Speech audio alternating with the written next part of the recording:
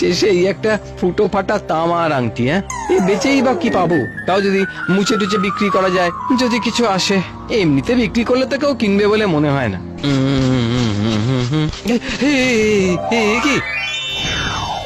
কি কে আপনি? আমাকে দেখে অমনি ভয় পেয়ে গেলে, আর প্রদীপের দৈত্য এলে তাকে নিয়ে কি ন্যাকামোটাই না করতে। না না না না, ভয় পেও না, ভয় পেও না।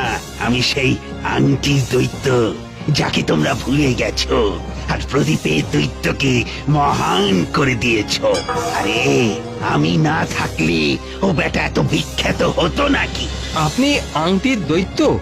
তার মানে আপনি না থাকলে তো আলাদিন তো প্রদীপের কাছে পৌঁছতেই পারতো না। বাহ বাহ বাহ বাহ, তোমার তো অসাধারণ সাধারণ জ্ঞান আছে।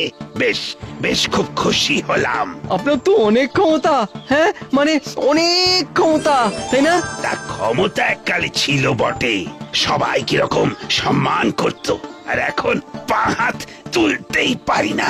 ও, আর্থারাইটিস, আর ডান পা খোড়া, অস্টিওপোরোসিস, একটা চোখ অন্ধ, চোখ গ্লুকোমা, শিরদাঁড়া বেঁকে গিয়ে সামনে ঝুলে গেছে, স্পন্ডিলোসিস, স্লিপ ডিস্ক। আরে তোর নিকুচি করেছে কাপটিস। আমারও সব মানুষের রোগ হয় না।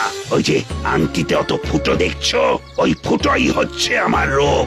যত ফুটো বাড়বে তত আমি দুর্বল আর অকেজো হয়ে যাব, আরো শক্তি কমে যাবে। তা আমায় কি করতে বলছেন?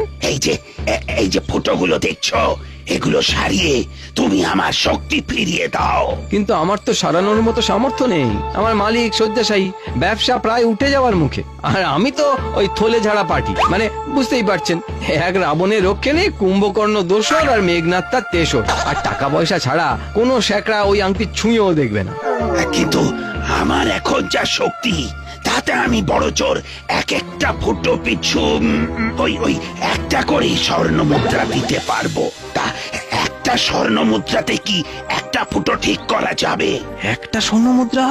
বেটা দৈত্য জানেই না যে একটা স্বর্ণ মুদ্রায় এখনকার সময় এরকম হাজারখানা আংটি হয়ে যাবে। ও বেটা আদিকালেই পড়ে আছে। আংটি সারিয়ে দিলেই আমি সর্বশক্তিমান হয়ে দেখিয়ে দেব ওই প্রদীপের দৈত্যকে আর তার ভক্ত এই পৃথিবীর অধিবাসীদের। দিন তবে দেখি এই একটা মুদ্রা দিয়ে কিছুটা সারানো যায় কিনা।